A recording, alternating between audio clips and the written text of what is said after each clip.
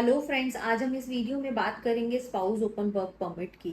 अभी रिसेंट में कनाडा के अंदर जो बहुत सारी पॉलिसीज में चेंज हुआ है और उनमें से सबसे इम्पॉर्टेंट है आपकी स्पाउस ओपन वर्क परमिट से रिलेटेड पॉलिसी। जो भी student spouse open work permit apply करना चाहते हैं या जो भी स्टूडेंट्स मैरिड हैं, उनके दिमाग में, उनके माइंड में बहुत सारे क्वेश्चंस चलते रहते हैं, बहुत सारे डाउट्स होते हैं।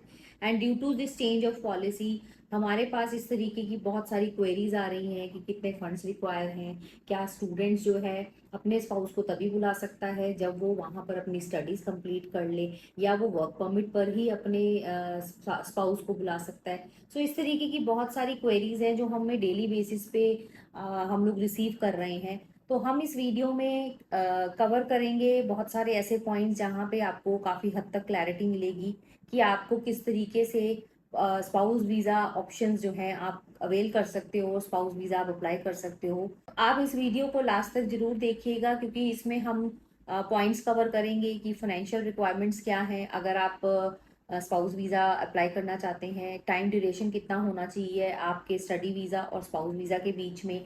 अगर आप कनाडा के अंदर ऑलरेडी हैं किसी भी ऐसे प्रोग्राम पे जिसमें स्पाउस वीज़ा नहीं आता है, या जो चेंज ऑफ पॉलिसीज के हिसाब से स्पाउस वीज़ा उसमें एलिजिबिलिटी नहीं दिखा रहा है, तो आपको क्या करना चाहिए। अगर आपके बच्चे हैं तो आप स्पाउस वीज़ा के साथ अपने बच्चों का वीज़ा लगा सकते हैं या नहीं लगा सकते, टोटल एक्सपेंस कितना है इस टोटल फाइल प्रोसेस करने में। तो इस तरीके के कई सारे क्वेश्चंस हैं जिनको हम कवर करेंगे। सबसे पहले मैं बात करना चाहूंगी इस समय spouse open work permit outcomes की, वीज़ा आउटकम्स की।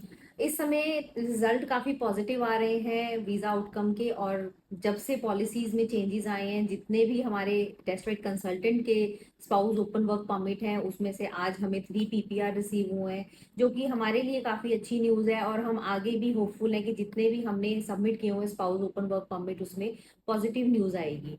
अब मैं बात करती हूँ कि कौन से स्टूडेंट्स हैं जो अपने स्पाउस ओपन वर्क परमिट्स के लिए अप्लाई कर सकते हैं। अगर हम बात करें पॉलिसी चेंज की, तो उसमें अगर हम अंडर ग्रेजुएट लेवल की बात करें तो काफ़ी प्रोग्राम्स हैं जिसमें अभी भी हम open spouse work permit apply कर सकते हैं, जैसे कि bachelor of nursing, bachelor of engineering, bachelor of education, bachelor of law and bachelor of pharmacy. ये 5 कैटेगरीज ऐसी हैं जिसमें कि आप लोग अपने स्पाउस के लिए ओपन वर्क परमिट अप्लाई कर सकते हैं, जिसमें से बैचलर ऑफ इंजीनियरिंग में किसी भी तरीके की स्ट्रीम के अंदर आप अप्लाई कर सकते हो अपने लिए स्पाउस वीजा के लिए। मैं यहाँ पर एक पॉइंट ऐड करना चाहूंगी कि अगर आपने किसी भी कॉलेज का ऑफर लेटर अप्लाई किया हुआ है या आपका ऑफर लेटर आ चुका है जिसमें आपने अंडर ग्रेजुएट डिग्री में अप्लाई किया हुआ है और आपको पता है कि आप उसमें स्पाउस ओपन वर्क परमिट के लिए एलिजिबिलिटी क्राइटेरिया मीट नहीं कर रहे हैं, तो आप हमारी टीम से कनेक्ट करें। हमारी टीम आपको हर पॉसिबल वे से गाइड करेगी कि आप किस तरीके से अपने प्रोग्राम को या तो चेंज कर सकते हैं या क्या क्या क्या कर सकते हैं जिससे कि आप अपने लिए अपने स्पाउस के लिए ओपन वर्क परमिट अप्लाई कर सकते हैं।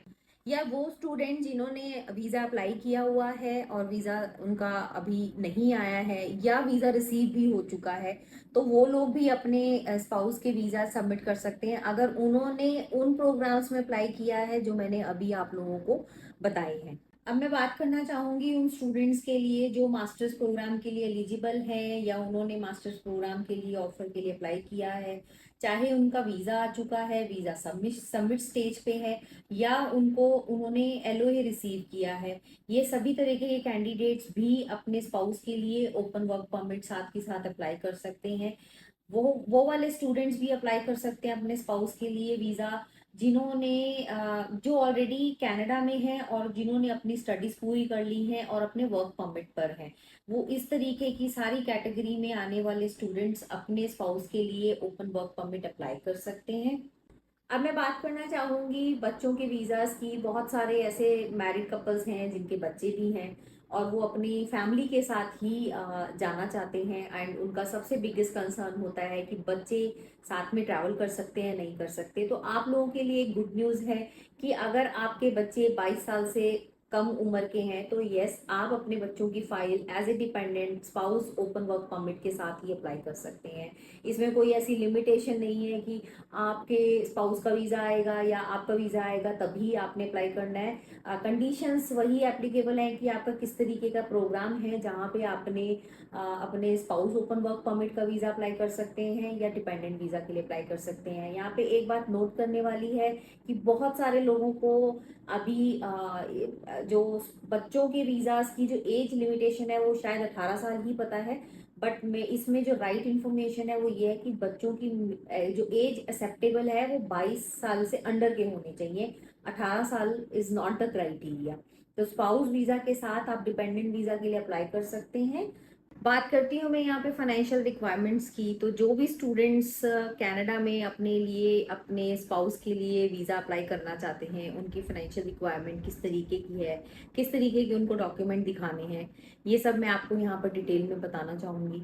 जो भी स्टूडेंट इस समय रिसेंट में कनाडा गए हैं और उनको लाइक वो अप्लाई कर सकते हैं अपने स्पाउस के लिए वीज़ा, तो उनकी रिक्वायरमेंट फाइनेंशियल रिक्वायरमेंट थोड़ी सी कम हो जाती है क्योंकि उन्होंने जो जीआईसी है वो उनका अनटच्ड होगा या उन्होंने कम यूज किया होगा। तो ऐसे केस में वो अपने फाइनेंसेस जो स्पाउस ओपन वर्क परमिट के लिए दिखाने हैं वो 5 से 6 लाख रुपए भी दिखाएंगे तो चलेगा क्योंकि उनका जीआईसी का अमाउंट जो है अनटच्ड है या उसको कम से कम यूज किया गया है।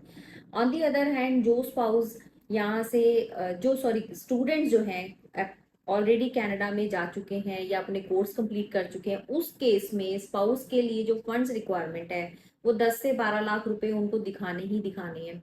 स्पाउस के लिए जो फंड्स रिक्वायरमेंट या डॉक्यूमेंट्स दिखाने हैं specially bank statements, it's not necessary कि बहुत टाइम पुरानी हो। अगर वो 4 मंथ्स ओल्ड भी फंड्स मेंटेन्ड होंगे तो चलेगा। रीसेंट फंड अगर किसी के हैं, जैसे कि अभी हमारे रीसेंट 3 केसेस में से एक केस में रीसेंट फंड्स को भी हमने शो किया है एंड पॉजिटिव रिस्पॉन्स आया है। तो किस तरीके के रीसेंट फंड्स में पॉजिटिव रिस्पॉन्स आने के चांसेस हाई होते हैं, इसके लिए आप डेस्परेट कंसल्टेंट की टीम को कांटेक्ट करें, हम आपको गाइड करेंगे कि फंड्स रिक्वायरमेंट में किस तरीके से आप अपने फंड्स को मेंटेन करें। तो जिस भी तरीके के फाइनेंसेस आपके पास अवेलेबल हैं आप हमसे कांटेक्ट कर सकते हैं। अब मैं बात करती हूँ टोटल कॉस्टिंग की। कितनी कॉस्टिंग जो है हमारे स्पाउस ओपन वर्क परमिट में आपकी इन्वॉल्व होती है when it comes to the government fees. अगर मैं वीज़ा फीस की बात करूं तो आपकी टोटल वीज़ा फीस है 255 कैनेडियन डॉलर। इसके बाद जो आपकी बायोमेट्रिक्स की फीस है वो ऑलमोस्ट $85 है। इसमें आपको एक मेडिकल कराना पड़ता है जिसकी अप्रॉक्सीमेटली फीस होती है 6 to 7,000 रुपीज INR। तो अगर मैं INR में बात करूं आपके अप्रॉक्सीमेटली 27 to 30,000 रुपीज होते हैं जो आपके अपफ्रंट खर्च होते हैं जब आप वीज़ा सबमिट करते हैं। तो मैं कॉस्टिंग की भी बात करूं तो काफ़ी मिनिमम है। तो आप इस चीज़ के लिए वेट कभी मत करिएगा कि आपकी फंड्स रिक्वायरमेंट काफ़ी ज़्यादा होगी अगर आपने स्पाउस वीज़ा अप्लाई करना है, या आपकी एप्लीकेशन फीसिस बहुत हाई होंगी अगर आपने वीज़ा फाइल करना है। तो आपको किसी भी तरीके की इंफॉर्मेशन फाइनेंसिस पे चाहिए आप एडवांस में हमसे गाइडेंस ले सकते हैं, ताकि जब भी आप अपने स्पाउस का स्टडी वीज़ा लगाएं या ओपन वर्क परमिट लगाएं तो आप वेल प्रिपेयर रहें इन टर्म्स ऑफ डॉक्यूमेंट्स। बहुत सारे कैंडिडेट्स हमसे ये क्वेश्चन पूछते हैं और रीसेंट चेंजेस के बाद ये सवाल और ज़्यादा हमसे पूछा जा रहा है कि स्पाउस ओपन वर्क परमिट में हम काम कितना कर सकते हैं, कैसा कर सकते हैं, वहाँ पे किस तरीके की सिचुएशन है, काम कैसा मिलेगा कैसा नहीं मिलेगा। तो मैं आपको इसमें एक ही पॉइंट ऐड करना चाहती हूँ कि स्पाउस ओपन वर्क परमिट का बेस्ट पार्ट ही यही है कि आप फुल टाइम काम कर सकते हो।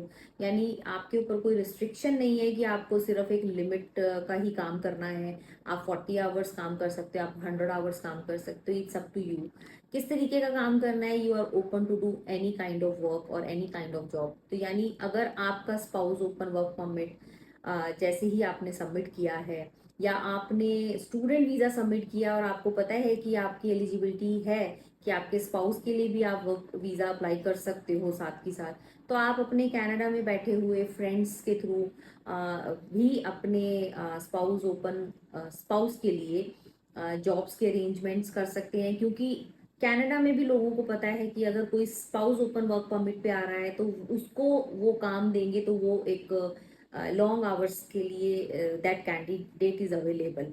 सो स्पाउस ओपन वर्क परमिट में आपको इस तरीके की चिंता करने की जरूरत बिल्कुल नहीं है कि आपकी रिस्ट्रिक्शन होंगी किसी तरीके की। You are free to work anywhere.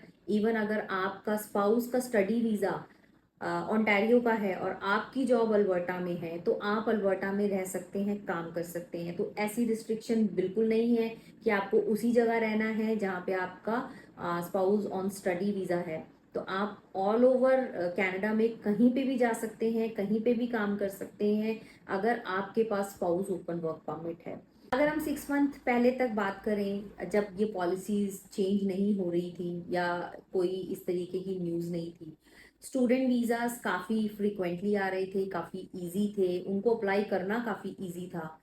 अभी due to change of policies और उनके इम्प्लीमेंटेशन की वजह से काफ़ी रिस्ट्रिक्शंस हो गई हैं। अगर आप स्पाउस ओपन वर्क परमिट की बात करें, क्योंकि ये वीडियो खास तौर से उन्हीं स्टूडेंट्स के लिए है, तो उस पर काफ़ी रिस्ट्रिक्शंस लग चुकी हैं। तो आप लोग वेट ना करके अप्लाई करना शुरू कीजिए। अगर आपको लगता है कि आप एलिजिबल हैं, अगर आपको किसी तरीके की इंफॉर्मेशन चाहिए, आप हमारी टीम से कनेक्ट करें, क्योंकि पॉलिसीज चेंज होती जा रही हैं, आगे भी चेंज होंगी और उसका असर भी काफ़ी देखने को मिलेगा।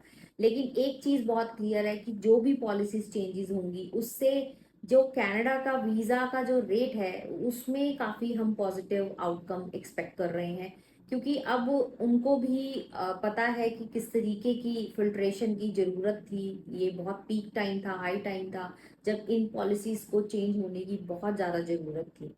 इन addition I would like to add कि अगर आप वर्ल्ड में किसी भी पार्ट पर बैठे हुए हैं, इवन कनाडा में भी बैठे हैं, और आपको अपने स्पाउस वर्क परमिट वीज़ा के लिए किसी भी तरीके की इंफॉर्मेशन की जरूरत है, तो आप हमारी टीम से कनेक्ट कीजिए। हमारी टीम आपकी हर पॉसिबल वे से हेल्प करेगी, राइट एंड जेन्युइन गाइडेंस के थ्रू। एंड नीचे दिए गए नंबर्स पर आप कॉन्टैक्ट करें।